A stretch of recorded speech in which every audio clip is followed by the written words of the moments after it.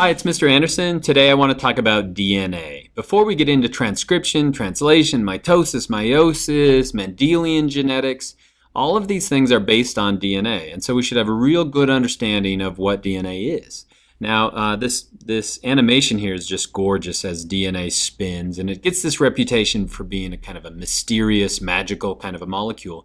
But it's actually pretty simple compared to proteins. It's pretty straightforward, and so you should understand the parts of it.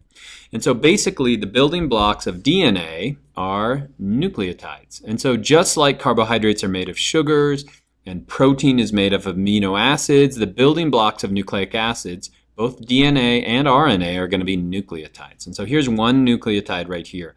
A simpler one, if we were to look at basically the building blocks of RNA, you've seen something that looks like a nucleotide before. Because if you take the adenine and a ribose sugar and then add 3 phosphates to it, then you have ATP. So you've seen something that looks a lot like this. But a nucleotide has 3 parts to it. So part 1 is going to be this purpley part. And that's going to be what's called a nitrogenous base. And so in DNA, there are 4 types of nitrogenous bases. This one pictured here is called guanine.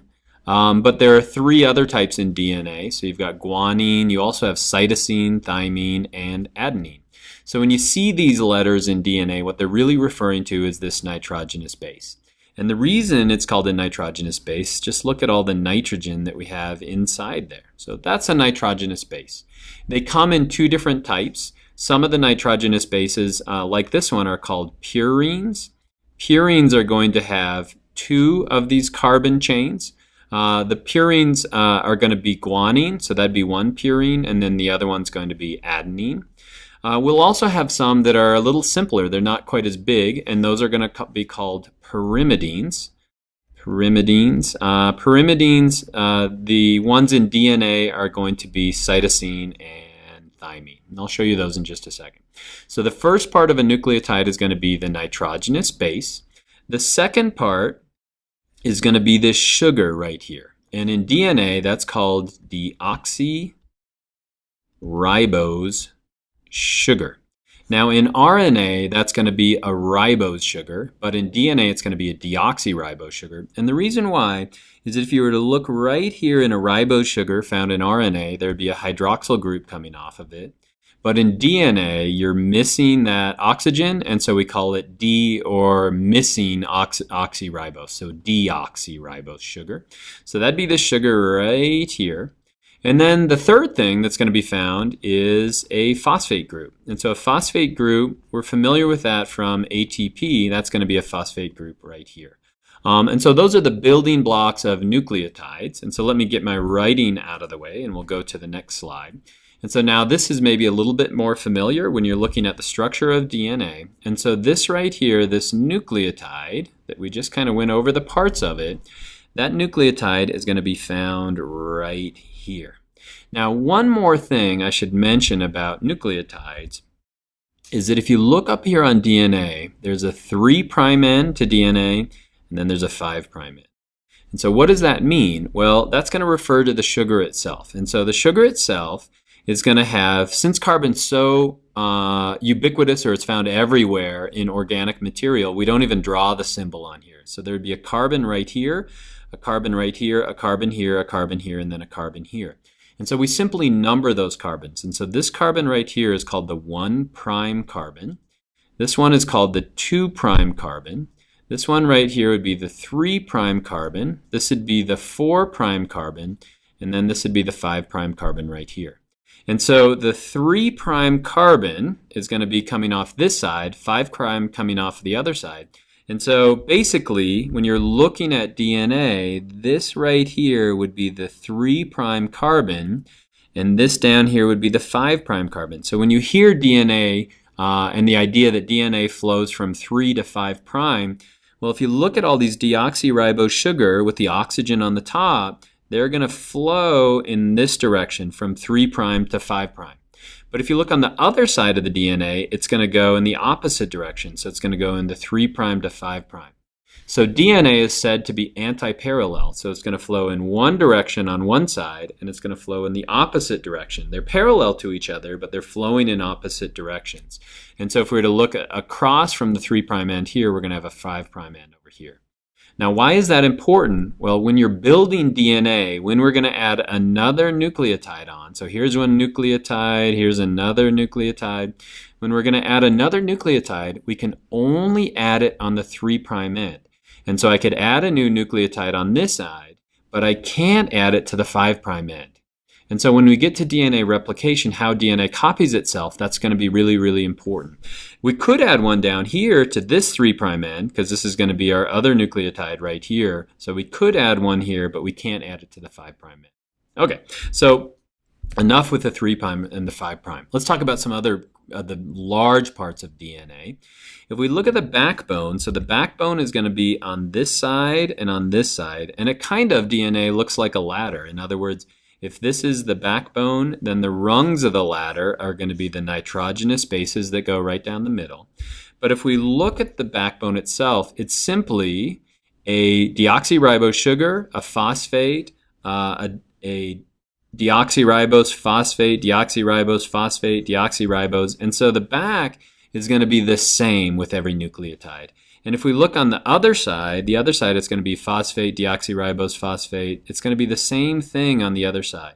So the backbone is going to be relatively boring. That's not too exciting. But if we look to the inside, that's where we're going to have these purines and the pyrimidines, these nitrogenous bases. And if you look right here, the adenine, which again is a purine, so it's got these 2 rings, that's going to be connected using these hydrogen bonds to the pyrimidine on the other side. And if we have a purine on this side, we're going to have a pyrimidine on the other side. And there's base pairing. In other words, adenine is always going to bond to thymine. And if we look down here, guanine is going to bond to cytosine. Or this would be a cytosine and a guanine, and this is going to be an adenine and a thymine. Now, what do I mean by they bond to each other? Well, the bonds are going to be right here in the middle. So if you look at DNA, structure of DNA, every one of these atoms is going to be connected to every other atom by a covalent bond, except if we look right down here in the middle. If we look right down in the middle, these are actually hydrogen bonds. Remember, hydrogen bonds are very weak. So these are relatively weak bonds that go right down the middle. Why is that important? Well, if I pull DNA in either direction like this, the DNA will unzip in the middle, and we're just breaking those hydrogen bonds in the middle. If we let go of it, it'll just go right back together again because those hydrogen bonds are going to form. And just like adenine is covalently bonded to the nucleotide below it, it's hydrogen bond between the two. And so that'll be super important, like when we're doing DNA replication or when we're making messenger RNA, these hydrogen bonds, super easy to break. And so that would be the gross anatomy of deoxyribonucleic acid. Those are going to be the parts. What's important is that we can store information in here. So when we talk about transcription and translation, every 3 letters here are going to code for 1 amino acid. And so if we were to break down the word deoxyribonucleic acid, you should be able to understand where that name comes from. And so in other words, the deoxyribo part comes from this. It comes from that deoxyribose sugar. The nucleic part comes from the idea that it's found inside a cell. The DNA is going to be found inside the nucleus of the cell. And then the acid part actually comes from the phosphate group. Phosphates are going to donate hydrogen, and so that's going to make it acidic, which will become important in just a sec. So here's our DNA. It's just repeated nucleotides over and over and over. But we know that DNA looks like this. And so DNA is going to have this 3-dimensional shape. And scientists think that RNA was the first genetic material on our planet, and then DNA is kind of an upgrade to that. And so if we see this is our DNA, it's essentially that same ladder, but that ladder has been twisted into a helix. And the reason why it's not really drawn here is that there are also going to be hydrogen bonds that are holding each of these. So there's going to be hydrogen bonds here and hydrogen bonds here. And so basically what that does is gives it this 3-dimensional shape, and that makes it really, really stable. And so DNA has some advantages over RNA. Number one, it has a more stable 3-dimensional shape. But the other nice part is that we could have a mutation on one side of the DNA, And since mutations are passed from generation to generation to generation, if it's in DNA, then we have a backup copy on the other side. So if there's a mistake here, we can actually look at the DNA that's on the other side, and then enzymes can actually cut this out and replace it on the other side. And so that's DNA. Those are the major parts of DNA, and it's really not that complex. If you understand breaking it down to a nucleotide and the idea that it's simply just a ladder of information, and that information essentially tells a cell how do you make a protein. And so that's DNA, and I hope that's helpful.